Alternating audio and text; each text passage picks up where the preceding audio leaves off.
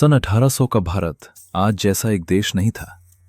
ये कोई एक झंडे के नीचे खड़ा हुआ राष्ट्र नहीं था। ये सैकड़ों रियासतों, नवाबियों, जागीरों और छोटे बड़े राज्यों का एक विशाल समूह था। हर इलाके की अपनी भाषा थी, अपनी परंपरा थी और अपना शासक था। दिल्ली में मुगल बादशाह बैठा था, लेकिन उसकी सत्ता सिर्फ नाम की रह गई थी। उसके फरमान दिल्ली की दीवारों से बाहर शायद ही माने जाते थे।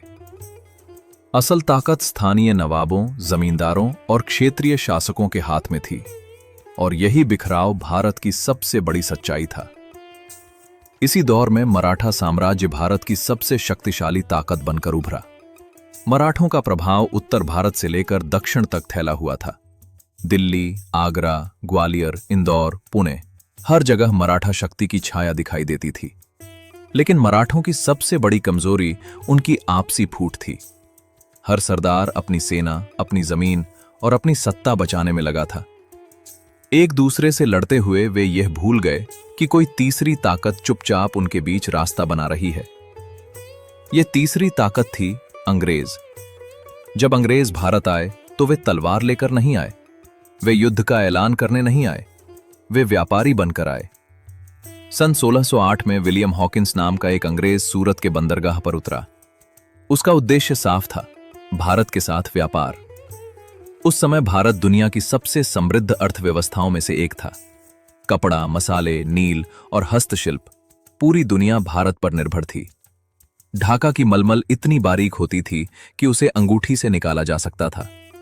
बनारस का रेशम और सूरत का सूती कपड़ा यूरोप में सोने के भाव बिकता था। अंग्रेजों ने पहले भारतीय व्यापार सीखा, फिर उन्होंने भारतीय राजनीति को समझा, और उसके बाद उन्होंने भारतीय समाज की कमजोरियों को पहचाना। उन्होंने देखा कि भारत एकजुट नहीं है। यहां राजा आपस में लड़ते हैं, यहां जाति का भेद है, यहां धर्म के नाम पर विभाजन है।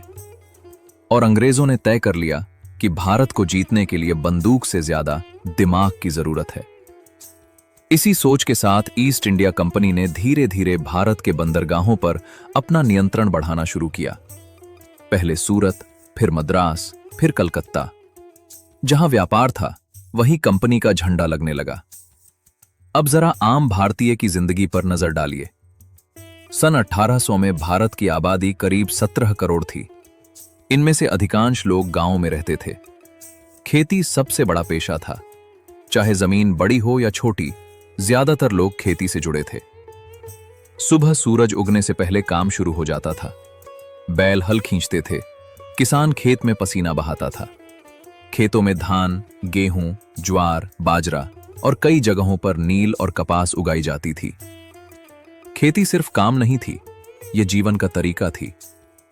शाम होते ही पूरा गांव एक जगह इकट्ठा होता था।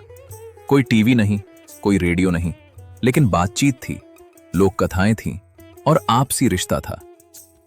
उस समय पैसे का चलन बहुत कम था। गांवों में अदला बदली की प्रथा चलती थी।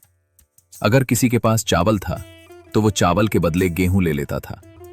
अगर किसी के पास सब्जी थी तो वो सब्जी के बदले अनाज ले लेता था। इस व्यवस्था का फायदा यह था कि गांव में किसी को भूखा नहीं रहना पड़ता था। लेकिन जैसे जैसे अंग्रेजों का प्रभाव बढ़ा, यह संतुलन टूटने लगा। ईस्ट इंडिया कंपनी ने खेती पर टैक्स लगाना शुरू किया। इस टैक्स को कहा जाता था लगान। फसल अच्छी हो या खराब, लगान देना ही पड़ता था। अगर किसान समय पर टैक्स न दे पाए तो जमीन छिन जाती थी। कई किसान कर्ज में डूब गए। जमींदारों से उधार लिया गया पैसा ब्याज के साथ वापस करना पड़ता था। धीरे धीरे किसान जमीन का मालिक नहीं, मजदूर बनता चला गया। इसी दौरान अंग्रेजों ने भारत में फैक्ट्रियां खोलनी शुरू की। नील की खेती, कपास की खेती और अफीम की खेती। किसानों को मजबूर किया गया कि वे खाने की फसल छोड़कर अंग्रेजों की पसंद की फसल उगाएं। जो माल बनता था वो भारत के लिए नहीं होता था। वो जहाजों में भरकर इंग्लैंड भेज दिया जाता था। भारत कच्चा माल देता था और बदले में महंगे दामों पर तैयार सामान खरीदता था। इससे भारत की अर्थव्यवस्था धीरे धीरे कमजोर होने लगी। लेकिन उस समय आम भारतीय को यह समझ नहीं आ रहा था कि यह सब किस दिशा में जा रहा है, क्योंकि बदलाव धीरे धीरे हो रहा था। बिना किसी बड़े शोर के बिना किसी युद्ध के ऐलान के। और यही अंग्रेजों की सबसे खतरनाक चाल थी। अब जरा उस समाज को समझिए जिसमें सन 1800 का आम भारतीय जी रहा था। यह समाज बाहर से भले ही शांत दिखता था, लेकिन अंदर से कई परतों में बटा हुआ था। सबसे पहले बात करते हैं रहन सहन और पहनावे की। सन 1800 में कपड़े पहचान नहीं, जरूरत हुआ करते थे। पुरुषों का पहनावा अधिकतर धोती और गमछा होता था। ऊपरी बदन कई बार खाली रहता था, खासकर गांवों में। शहरों में रहने वाले कुछ लोग धोती के साथ कुर्ता पहनते थे, लेकिन यह आम नहीं था। महिलाएं साड़ी पहनती थीं। यह साड़ी आज जैसी डिजाइनर नहीं होती थी, बल्कि मोटे सूती कपड़े की होती थी। पैरों में जूते बहुत कम लोग पहनते थे। ज्यादातर लोग नंगे पांव ही चलते थे। अंग्रेजी कपड़े सिर्फ वही पहनते थे जो अंग्रेजों के नजदीक थे या जिनका काम सीधे उनसे जुड़ा था। कपड़ों से ही यह पता चल जाता था कि कौन किसान है, कौन व्यापारी और कौन जमींदार। अब बात करते हैं रोजमर्रा की जिंदगी की। सन 1800 में भारत में बिजली नहीं थी, इसलिए दिन सूरज के साथ शुरू होता था और सूरज के साथ ही खत्म हो जाता था। शाम होते ही घरों में दिए जलाए जाते थे। यही दिए पूरे घर की रोशनी होते थे। रात को लोग जल्दी सो जाते थे, क्योंकि अगली सुबह फिर वही मेहनत करनी होती थी। मनोरंजन के नाम पर न टीवी था न सिनेमा, लेकिन लोकगीत थे, कथाएं थीं, रामायण और महाभारत की कहानियां थीं।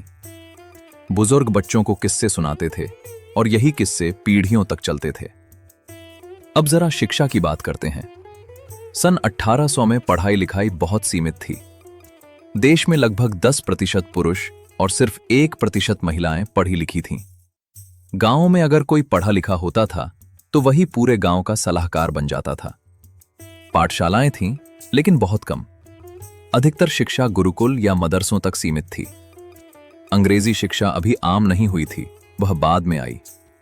लेकिन पढ़ाई कम होने का मतलब यह नहीं था कि लोग अयोग्य थे। हर इंसान अपने काम में माहिर था। लोहार लोहे को समझता था, कुम्हार मिट्टी को, नाई बाल काटना जानता था और धोबी कपड़े धोना। काम पीढ़ियों से चला आ रहा था। यहीं से हम पहुंचते हैं जाति व्यवस्था पर। सन 1800 का समाज जाति के आधार पर बटा हुआ था। ब्राह्मण, क्षत्रिय, वैश्य और शूद्र।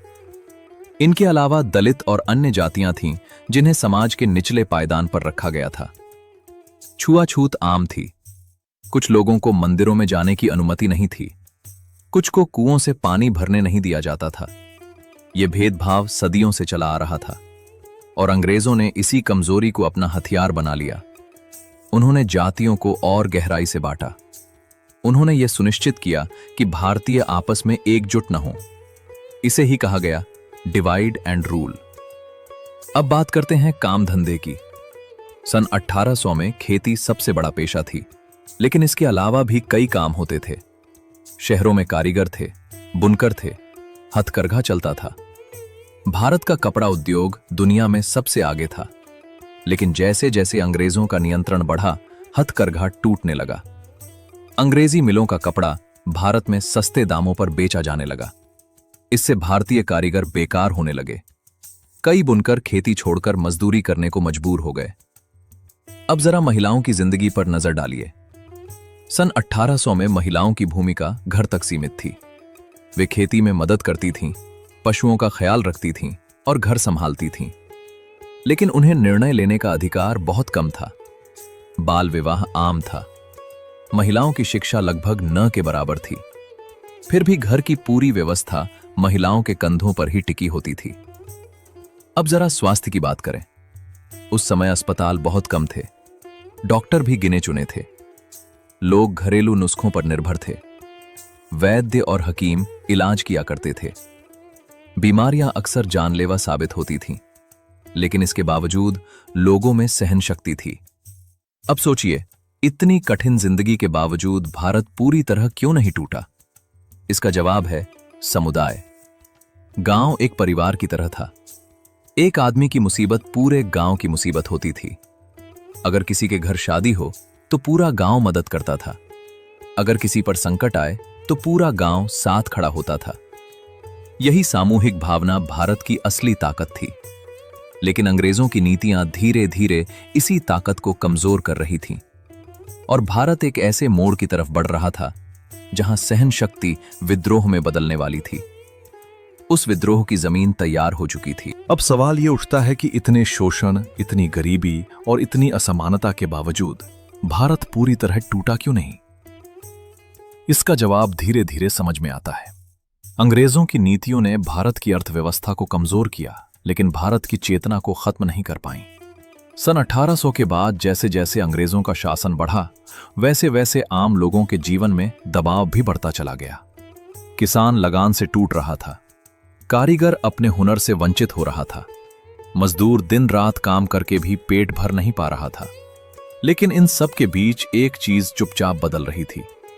लोग सवाल पूछने लगे थे। पहले जो अन्याय किस्मत मान लिया जाता था, अब उस पर चर्चा होने लगी थी। शहरों में अंग्रेजी अदालतें बनी, नई प्रशासनिक व्यवस्था आई, रेलवे और डाक व्यवस्था की शुरुआत हुई। इन बदलावों का मकसद अंग्रेजी शासन को मजबूत करना था, लेकिन अनजाने में इससे भारतीयों को एक दूसरे से जुड़ने का मौका भी मिला। अब बंगाल की खबर महाराष्ट्र तक पहुंचने लगी। उत्तर भारत की चर्चा दक्षिण में होने लगी। भारत धीरे धीरे एक दूसरे को पहचानने लगा। इसी दौर में कुछ भारतीयों को अंग्रेजी शिक्षा मिलने लगी। वे लोग अंग्रेजों की भाषा में अंग्रेजों की ही बातें पढ़ रहे थे, लेकिन समझ अपने तरीके से रहे थे। उन्हें एहसास होने लगा कि समस्या सिर्फ गरीबी नहीं है, समस्या सत्ता है। यही सोच आने वाले समय में बड़े बदलावों की नींव बनी। लेकिन यह बदलाव एकदम से नहीं आया। सन 1800 से 1850 के बीच भारत एक दबा हुआ ज्वालामुखी था, ऊपर से शांत लेकिन अंदर से उबलता हुआ। कभी किसान विद्रोह, कभी सैनिकों में असंतोष, कभी स्थानीय बगावतें। ये सब संकेत थे कि भारत अब खामोश नहीं रहेगा। और फिर आया सन 1857। यह सिर्फ एक विद्रोह नहीं था, यह उस गुस्से का विस्फोट था जो दशकों से इकट्ठा हो रहा था। सिपाही, किसान, जमींदार और आम लोग सबने मिलकर अंग्रेजी सत्ता को चुनौती दी। भले ही यह विद्रोह सफल नहीं हुआ, लेकिन इसने एक बात साफ कर दी, भारत अब जाग चुका था। सन 1800 का भारत जो सहन करता था, अब सवाल पूछने लगा था। और यही सवाल आगे चलकर आजादी की लड़ाई बने। आज जब हम पीछे मुड़कर देखते हैं तो समझ में आता है कि सन 1800 का भारत कमजोर नहीं था, वो बस अपने समय से लड़ रहा था। उस भारत ने संघर्ष किया, सहन किया और सीखा, और उसी संघर्ष से आधुनिक भारत का जन्म हुआ। यह कहानी राजाओं की नहीं थी, यह कहानी आम लोगों की थी। उन किसानों की, उन कारीगरों की, उन मजदूरों की जिनके नाम इतिहास की किताबों में नहीं लिखे गए। और अनकही भारत उन्हीं अनकही कहानियों को आप तक पहुंचाने की कोशिश है। अगर आपको यह पूरी यात्रा पसंद आई हो तो वीडियो को लाइक करें, शेयर करें और चैनल को सब्सक्राइब करें, क्योंकि इतिहास सिर्फ तारीखें नहीं होता, इतिहास लोगों की जिंदगी होता है। मिलते हैं अगली अनकही भारत की कहानी में।